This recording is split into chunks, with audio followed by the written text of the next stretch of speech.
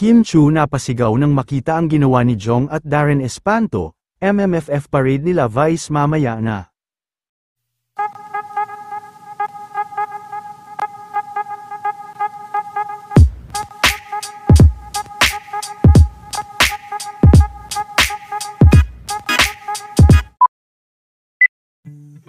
Ilang araw matapos ang naging pangungulit ni Darren Espanto at Jong Hilario, ay ipinasilip na nga ni Kim ang ilan sa mga unseen ganap sa ginawang pagpapakat ni Darren at Jong ng mga poster nito.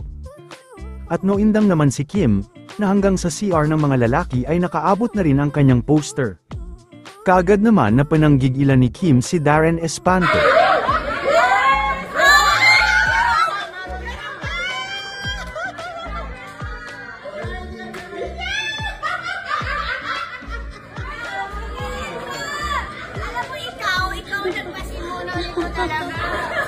Tingnan niyo po.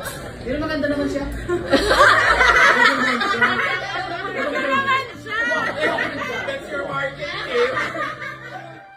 Samantala, ilang sandali na lang ay gaganapin na nga ang MMFF parade na dadaluhan naman ni Vice at iba pang mga artistang may pelikula sa MMFF.